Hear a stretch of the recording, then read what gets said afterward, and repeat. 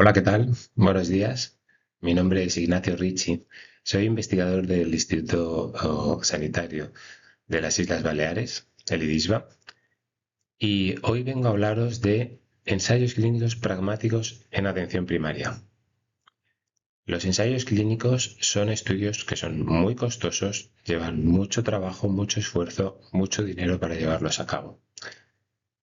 Y como casi todas las cosas en la vida, cuando hacemos algo que requiere mucho esfuerzo, lo hacemos por un motivo. Lo hacemos porque esperamos una recompensa.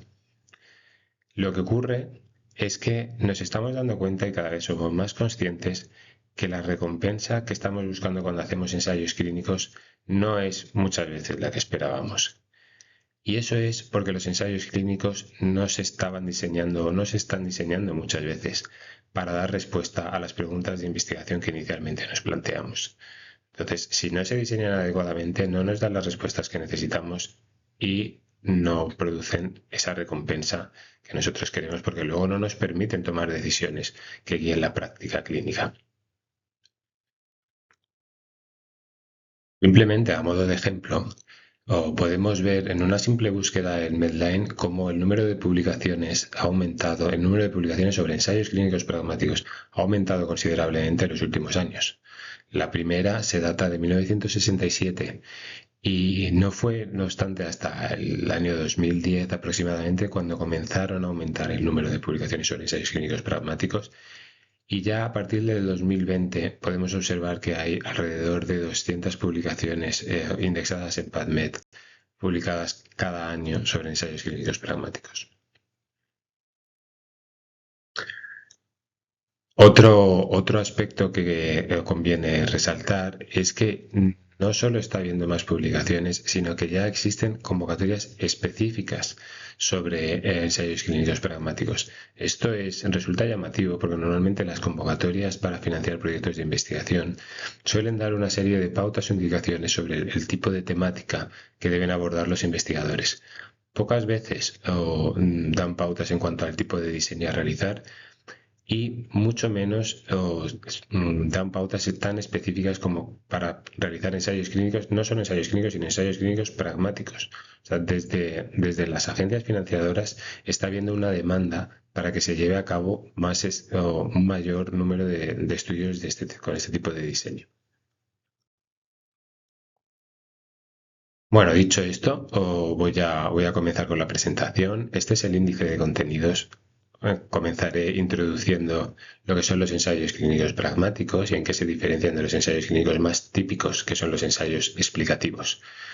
Posteriormente explicaré las características de los ensayos clínicos pragmáticos y para ello me ayudaré de una herramienta que se llama la herramienta Precis2.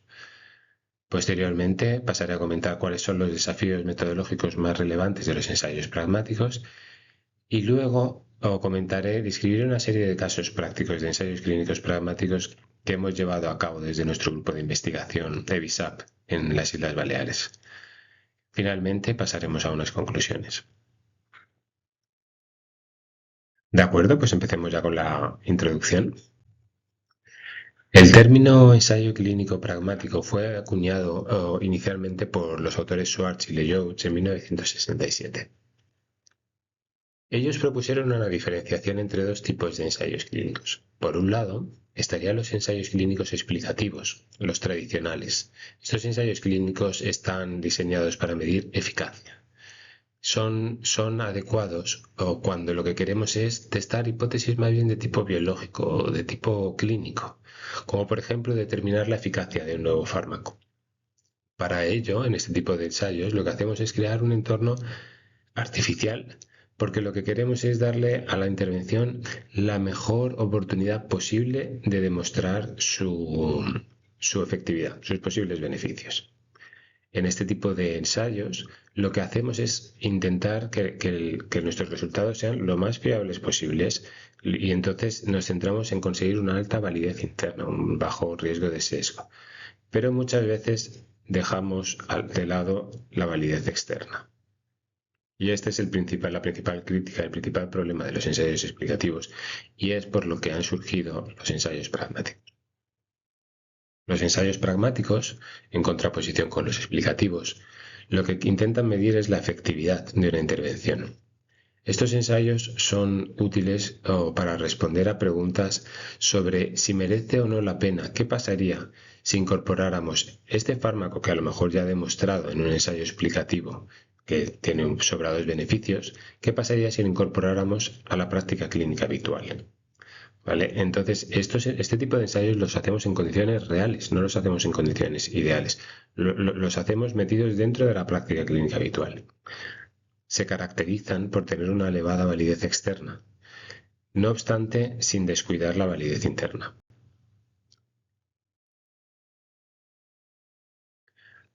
Un aspecto curioso que ocurre con los ensayos, los investigadores cuando diseñamos ensayos, es que independientemente de si lo que pretende el ensayo es hacer una cosa o la otra, me refiero a si lo que queremos es, independientemente de si lo que queremos es evaluar la efectividad o la eficacia, tenemos un sesgo innato, diría yo, hacia asegurarnos de que el ensayo tenga una elevada validez interna.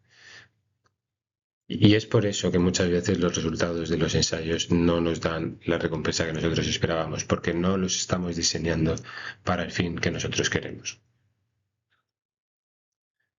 Los ensayos pragmáticos no existe un ensayo superior a otro, sino que tenemos que aplicar un diseño un diseño u otro dependiendo del tipo de hipótesis o del tipo de pregunta de investigación que queramos responder. Y además, cada uno de estos ensayos tiene un momento adecuado en el que llevarlo a cabo. El ensayo más bien de tipo explicativo tendría más sentido llevarlo a cabo en momentos más tempranos de la investigación. Tras un ensayo fase 2, puedo hacer un ensayo fase 3 en condiciones ideales. Y luego el ensayo clínico pragmático sería llevado a cabo una vez que se han observado los resultados favorables de este ensayo explicativo previo. Son complementarios. Pasemos ya al siguiente punto. ¿Qué caracteriza a un ensayo clínico pragmático? Vamos a entrar ya en el meollo de la cuestión.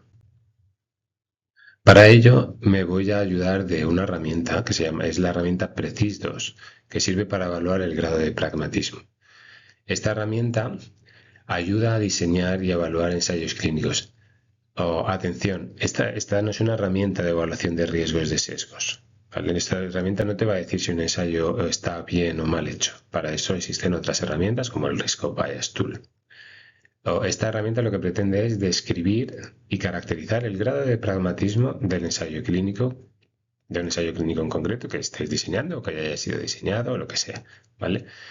Y entonces lo que muestra esta herramienta es que no existe una dicotomía entre ensayos clínicos explicativos o pragmáticos. Los ensayos clínicos no son muchas veces o una cosa o la otra, sino que existe un continuo entre explicativos y pragmáticos. Existe un matiz de grises.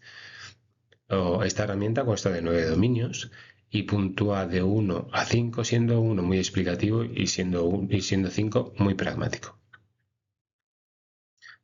Esta sería la representación gráfica que se mostraría tras haber evaluado el ensayo clínico con esta herramienta, ¿vale? Esta es como la plantilla. De momento aquí no están puestas las puntuaciones.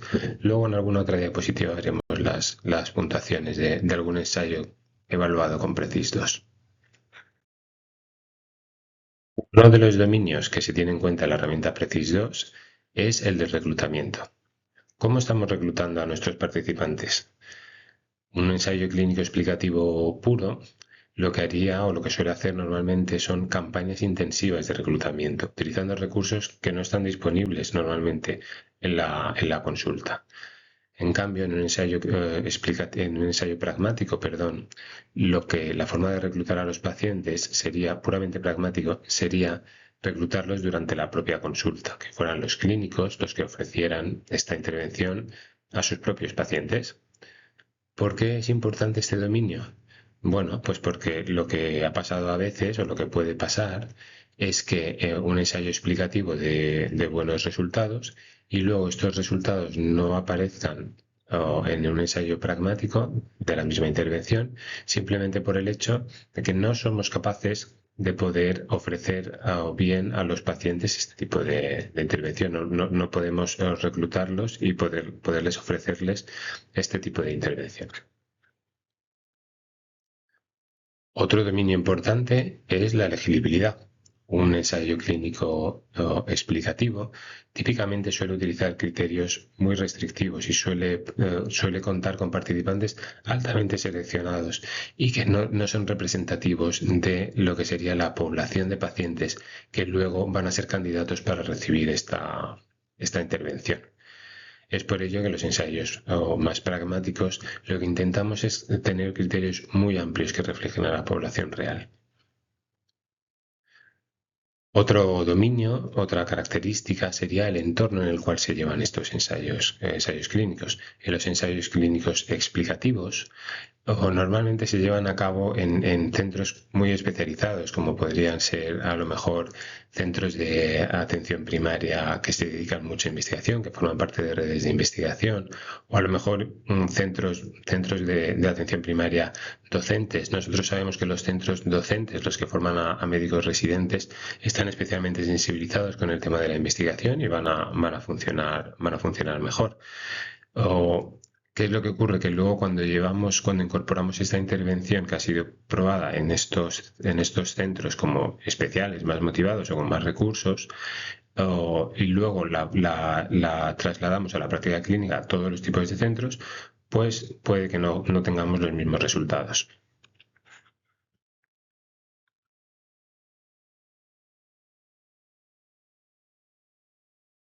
Otro aspecto a tener en cuenta es precisamente la organización. Estamos haciendo un ensayo clínico explicativo y normalmente lo que hacemos es, en este tipo de ensayos, dotar de todos los recursos necesarios para que la intervención se pueda llevar a cabo. O ya sea contratar a más personal o comprar instrumentos caros, porque lo que queremos es que la intervención se lleve a cabo. ¿O qué es lo que ocurre? Que luego cuando la trasladamos a la atención sanitaria habitual, muchos centros no tienen a disposición estos recursos extra y entonces la intervención falla porque no se puede llevar a cabo con los recursos existentes. Entonces, es algo a tener muy en cuenta. Otro aspecto es la flexibilidad en la forma en la que se da esta intervención. En un ensayo explicativo, típicamente se utilizan protocolos muy rígidos a los que los médicos, a los que los clínicos se tienen que adherir para poder ofrecer la intervención a los participantes. Yo que sé, si es una intervención psicoeducativa, pues tantas sesiones con este contenido específico, con un guión todo muy estructurado y se monitoriza que se siga bien el protocolo de estas intervenciones. Tanto es así que en aquellos casos en los que se detecta desviaciones del protocolo, pues puede hasta no tenerse en cuenta los resultados que son generados por estos centros o por estos médicos. ¿Qué es lo que ocurre? Que en la práctica clínica habitual esto no va a pasar. Cuando la intervención pase a la práctica clínica, cada médico, cada centro de salud va a adaptar la forma en la que ellos lleven a cabo la intervención. Incluso aunque exista un protocolo, no vamos a poder monitorizarlo y es normal que en cada sitio pueda haber determinadas adaptaciones.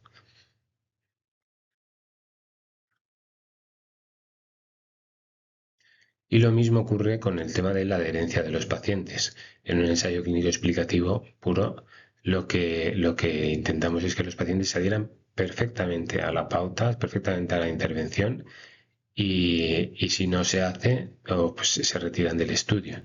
Esto, claro, no nos permite ver el efecto real que tendría implementarlo en la práctica clínica habitual, porque los pacientes no son máquinas.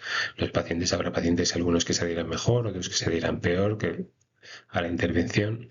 Entonces, en un ensayo clínico en el que queremos ver cuál sería el efecto de llevar a cabo esta intervención en la práctica clínica habitual, es importante tener flexibilidad, contar con que tenga que existir una flexibilidad en la adherencia por parte de los pacientes.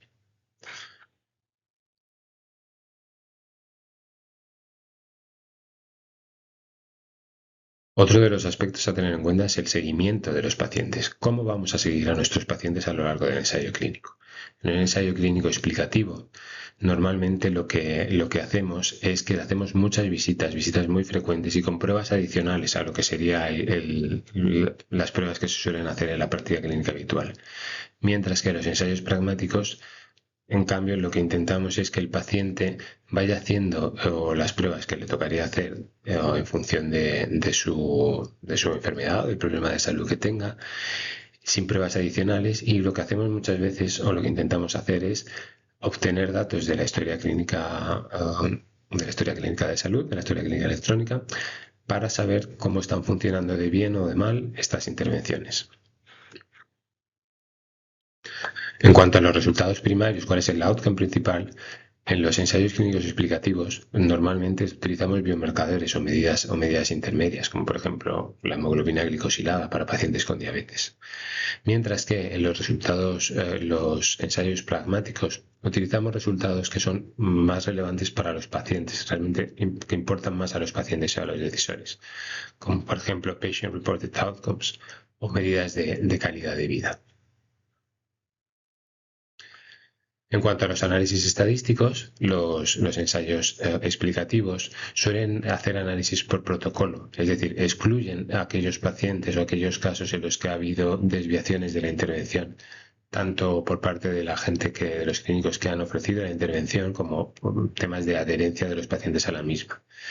Cambio, en los ensayos pragmáticos, como lo que queremos ver es qué es lo que pasa en la práctica clínica habitual, hacemos análisis por intención de tratar, que incluye a todos los participantes, independientemente del grado de uso de la intervención.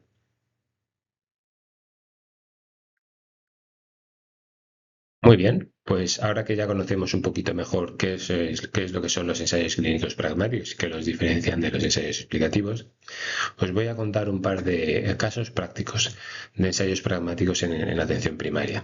Estos son ensayos que nosotros hemos diseñado desde nuestro grupo de investigación y, y que os quiero mostrar para que veáis que muchas veces un ensayo no es puramente explicativo o puramente pragmático y que las decisiones a la hora de diseñar un ensayo dependen también muchas veces de otros factores, como por ejemplo podrían ser el tema de la validez interna. Ya hemos hablado que necesita existir un compromiso entre la validez externa y la validez interna, o incluso el tema de los recursos disponibles para poder llevar a cabo este ensayo. El primer caso que voy a contar es el caso de Diabetext. Diabetext es un ensayo clínico que lo que pretendía es evaluar una intervención para pacientes con diabetes tipo 2. Y esta intervención lo que hacía era ayudar a los pacientes con diabetes tipo 2 a manejar mejor su enfermedad. La intervención es una intervención relativamente simple y lo que consiste es en enviar una serie de mensajes de texto, de mensajes SMS, a los pacientes con información sobre cómo gestionar mejor su enfermedad, sobre todo aspectos relacionados con estilos de vida, dieta y ejercicio físico, y con medicación, con la adherencia a medicación. Entonces los pacientes recibían pues alrededor de 5 mensajes semanales durante los primeros meses y luego se bajaba un poquito más se bajaba la intensidad a 3 mensajes semanales y acabando con 2 mensajes semanales en los últimos meses. Es un ensayo es una intervención a 12 meses, ¿de acuerdo? Entonces, para ver si este ensayo, para ver si esta intervención merecería o no la pena ser implementada en los centros de atención primaria, hicimos este ensayo clínico. El ensayo clínico de Diabetes es un ensayo pragmático, fase 3, llevado a cabo en centros de atención primaria de Baleares, de España, y utilizamos criterios de inclusión de pacientes relativamente amplios, ¿vale? Tenían que ser pacientes tipo 2 y pacientes con hemoglobina glicosilada superior a 7,5. Utilizamos este criterio de 7,5 porque este es un indicador de paciente que está teniendo un control inadecuado de su glucemia, de sus niveles de glucosa. Entonces pensamos que esta intervención, que pretende ayudar a los pacientes que tienen problemas, pues debería estar dirigida a pacientes con problemas, con una hemoglobina glicosilada superior a 7,5. El reclutamiento lo hicimos de forma muy pragmática. Lo hicimos a través de datos de la historia clínica informatizada. Nosotros extrajimos listados de pacientes que cumplían criterios de elegibilidad y lo que hicimos fue, utilizando la propia plataforma de mensajería de mensajes de texto del Servicio de Salud de las Islas Baleares. Es una plataforma que se utiliza sobre todo para recordatorios de citas. Pues nosotros les enviábamos una invitación a participar en el ensayo clínico Diabetes, con un enlace a toda la información, a la hoja de información del participante, consentimientos informados y todo. ¿De acuerdo? Entonces el reclutamiento es muy pragmático en el sentido de que incluye o se utilizan los recursos del propio servicio de salud. La intervención ya la he comentado, son los mensajes de texto. Estos mensajes de texto se caracterizan además por estar muy personalizados en base a información de la historia clínica de los pacientes y además de una serie de variables, una serie de datos que ellos nos facilitaban a través de cuestionarios que les administrábamos previamente. El comparador es la atención sanitaria habitual. Es un ensayo con dos brazos, intervención y comparador.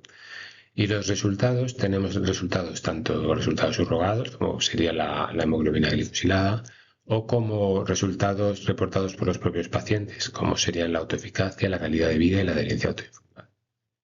Curiosamente, en este ensayo el resultado principal fue que no se observaron diferencias en cuanto a hemoglobina glicosilada, pero sí que se observó que el diabetes estaba asociado con una mejor autoeficacia, mejor calidad de vida y mejor adherencia a los fármacos en el grupo que recibió diabetes respecto al que no lo recibía. ¿Y cómo hicimos el seguimiento de estos pacientes? El seguimiento fue mínimo. Lo que hicimos fue utilizar utilizar datos de la historia clínica. Los pacientes con una hemoglobina glicosilada superior a 7,5, lo que en el Servicio de Salud de las Islas Baleares, por protocolo, tienen que hacerse analíticas de control cada 6 meses. Entonces, nosotros utilizamos estas analíticas que se iban haciendo en los pacientes para tener unos resultados a 6 meses y luego unos resultados a 12 meses. Únicamente en aquellos casos en los que los pacientes no acudían, no eran citados para estas analíticas, que era una relativa minoría, nosotros a través del servicio de salud los citábamos para que se hicieran esta analítica. Es una característica también que indica que el ensayo es altamente pragmático. Vale, este era el ensayo clínico Diabetes y ahora os voy a hablar de otro ensayo clínico distinto. Este ensayo no está aún financiado, de hecho, es un ensayo que hemos propuesto para la convocatoria esta que os he enseñado antes de ensayos clínicos pragmáticos, que está pendiente de resolverse. Pero para el caso de esta presentación, independientemente de que se haya llevado a cabo o no este ensayo, y ojalá se acabe llevando, no lo sabemos, o puede resultar útil. ¿Vale? Este ensayo es el ensayo Pragma de PP y lo que pretende es comparar la efectividad de dos intervenciones. En realidad es la misma intervención, pero ofrecida a través de dos formatos distintos. Uno sería el formato presencial y otro sería el formato digital. Esta intervención va dirigida a personas en alto riesgo de padecer diabetes tipo 2 y lo que pretende es prevenir la diabetes. Se basa en el Diabetes Prevention Program, que es un programa conocido y que ha demostrado una capacidad de reducción de la incidencia de diabetes del 58%. Entonces, es un programa que ha tenido mucho éxito y que poco a poco se está implementando a nivel internacional, tanto en Estados Unidos como en países anglosajones y también se está extendiendo por Europa. Poco a poco, aún no se ha extendido. Pero la forma más adecuada de poderlo ofrecer, este programa, pues no está claro aún si es presencial o si es digital. Hay muchos factores que podrían estar tanto a favor de uno u otro. Y entonces este programa de PP lo que hacemos es una comparación head to head para ver cuál sería el más adecuado. Dicho esto, se trata de un ensayo clínico aleatorizado individual, multicéntrico. Los participantes son participantes adultos con prediabetes, son criterios de inclusión muy altos, muy amplios. Y para el tema del reclutamiento, no vamos a utilizar solo historia clínica. Esto no lo he comentado antes a la hora de escribir el ensayo. Este es un ensayo clínico internacional en el que participan 6 países.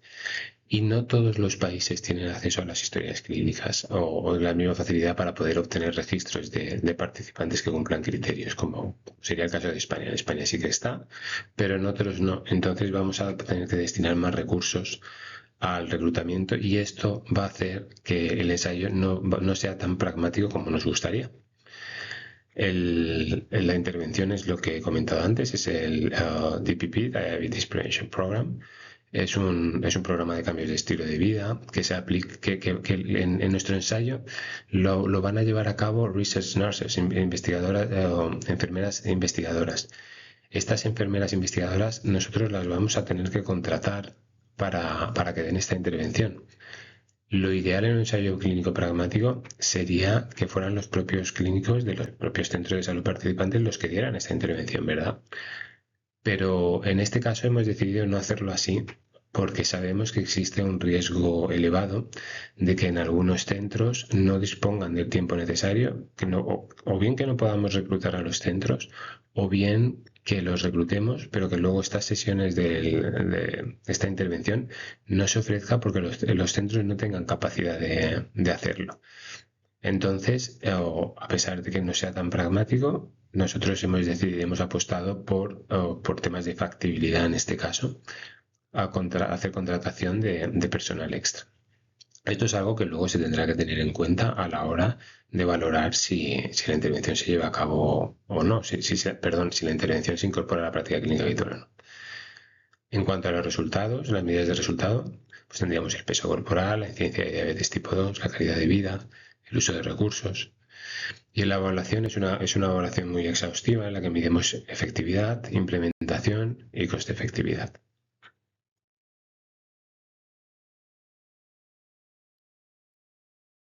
¿Qué pasaría si puntuáramos con la herramienta Precis2 estos dos ensayos, el Diabetes y el Pragma de PP? Pues bueno, pues estas serían las puntuaciones que se obtendrían. Representadas en un gráfico como el que os he enseñado antes, lo que veríamos es la línea naranja es Diabetext y la azul es el Pragma de PP. Lo que veríamos es que efectivamente Diabetext es bastante más pragmático que Pragma de PP. ¿De acuerdo? Pragma de PP, a pesar de ser un ensayo clínico específico para una convocatoria de ensayos clínicos pragmáticos, y a pesar de que por ello hemos intentado que fuera lo más pragmático posible, no es siempre posible hacerlo totalmente pragmático. Esto es un ejemplo de que el pragmatismo y los ensayos explicativos es un continuo y entonces simplemente hay que tenerlo en cuenta y hacer un ensayo, diseñar un ensayo que te intente dar respuesta a la pregunta que tú quieres, que tú te formulas, pero también teniendo en cuenta otros aspectos como temas de factibilidad, ¿vale? De factibilidad y de validez interna también. Muy bien, pues dicho esto, pasemos al siguiente punto, los desafíos metodológicos de los ensayos clínicos pragmáticos. Ya lo he dicho un par de veces, ya lo he anticipado un par de veces, los ensayos clínicos pragmáticos no pueden perder de vista la validez interna. Un ensayo clínico pragmático no consiste en hacer las cosas rápido o con menos recursos y todo vale. No, no todo vale porque si no tenemos una validez interna suficientemente buena, los resultados no nos van a servir porque no van a ser fiables. Es por ello que tiene que haber una tensión creativa entre validez interna y validez externa.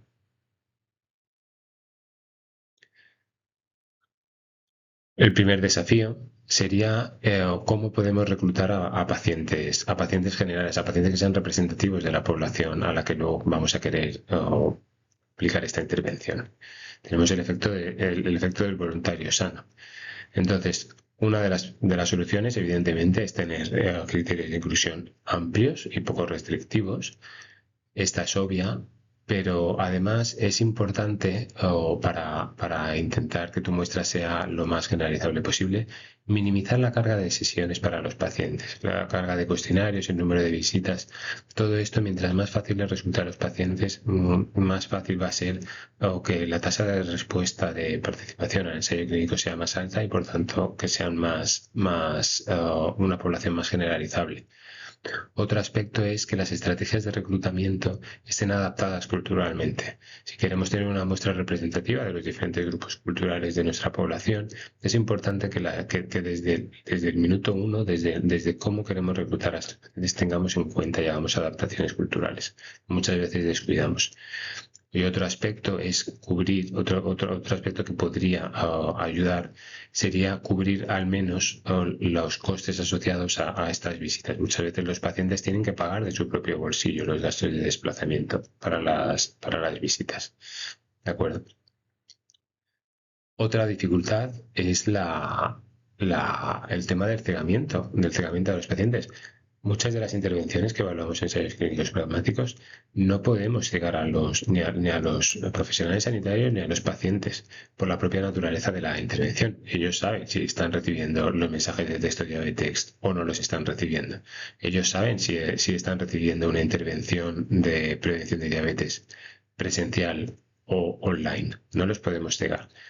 Entonces, ¿qué es lo único que podemos hacer? Bueno, tenemos que cegar a los evaluadores y a los analistas, o sea, a las personas que están recogiendo los cuestionarios y a las personas que están analizando los datos.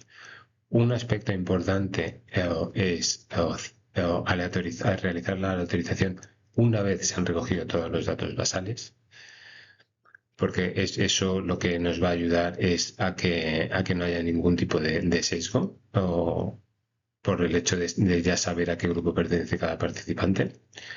Y luego otro aspecto importante es seleccionar desenlaces duros o desenlaces recogidos en la historia clínica. No es lo mismo un cuestionario sobre autoeficacia, por ejemplo, que los participantes que han recibido la intervención pueden verse más inclinados a dar puntuaciones más positivas que los que no lo han recibido, simplemente por el hecho de saber que han recibido esta intervención, o por ejemplo, medir otros aspectos como sería incidencia de diabetes tipo 2. ¿Vale? Otro desafío sería el tema de la contaminación. Es posible que los pacientes que estén recibiendo los mensajes de texto, o sea, los pacientes del grupo de intervención que estén recibiendo los mensajes de texto, los quieran compartir con otros pacientes que del grupo control. Es posible también que los profesionales que están dando Pragma DPP, perdón, que estén dando el Diabetes Prevention Program, la intervención esta, quieran aplicar estos nuevos conocimientos sobre prevención de diabetes sobre otros pacientes que están en el grupo control. Entonces, en eso consiste esta contaminación, este riesgo de contaminación, y una de las cosas la cosa típica que se suele hacer para intentar evitarlo es hacer una aleatorización por conglomerados, aleatorización por clústeres, en la cual no aleatorizamos pacientes, sino aleatorizamos centros de salud. Entonces, un centro de salud es el centro de salud, bueno, centro de salud o profesionales sanitarios, se puede hacer a varios niveles. Aleatorizamos un profesional, un centro de salud a un grupo y todos sus pacientes están en ese grupo. Entonces, así se reduce el riesgo de esta contaminación.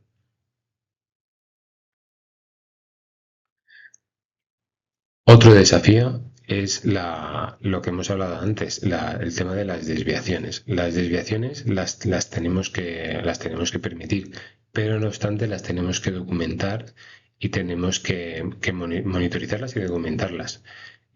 Porque no vamos a imponer una rigidez, vamos a permitir una flexibilidad, pero este grado de adherencia lo tenemos que medir como una variable más de resultado. Ello nos va a permitir, por ejemplo, poder hacer análisis tipo dosis-respuesta, que nos podría ver, por ejemplo, si los pacientes que se han adherido más a la intervención han tenido mejores resultados o no.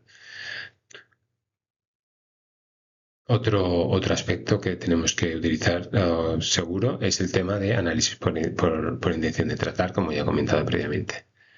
Y ya para terminar, otro desafío, este desafío es muy importante, es el tema de los datos perdidos, de los missing data.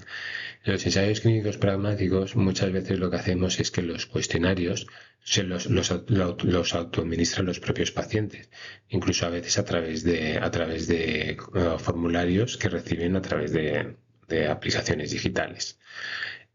Esto genera que haya muchos pacientes que no los completen o que no los completen todos y que haya muchos missing data.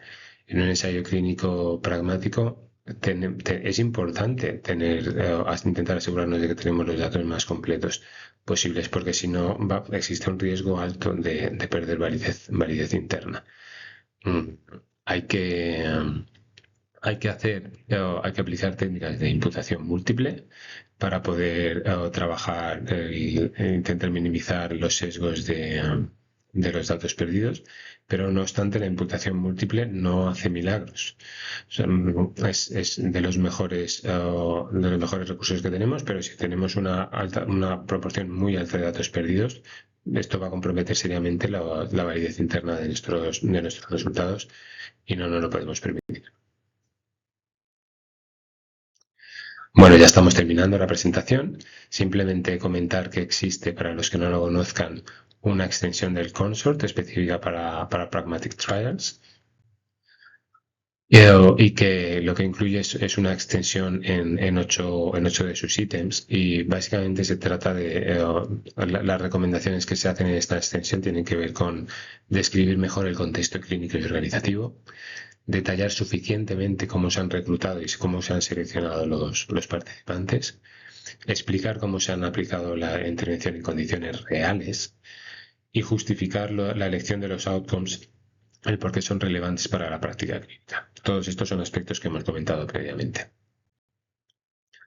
Ya para terminar, a modo de conclusión, simplemente recalcar que los ensayos clínicos pragmáticos responden a la pregunta: ¿funcionará en la vida real? ¿Funcionará esta intervención en la vida real? Son esenciales para generar evidencia aplicable tanto en atención primaria como en otros entornos clínicos. Requieren, como ya he comentado previamente, un equilibrio entre la validez interna y la validez externa. Tenemos que ser creativos aquí, tenemos que hacer un diseño estratégico. Nos permiten evaluar intervenciones factibles, sostenibles y relevantes para pacientes y sistemas de salud. Y finalmente, su implementación debe considerar el contexto, los recursos y los actores implicados. Muy bien, pues esto es todo. Espero que haya resultado interesante y muchas gracias por su atención.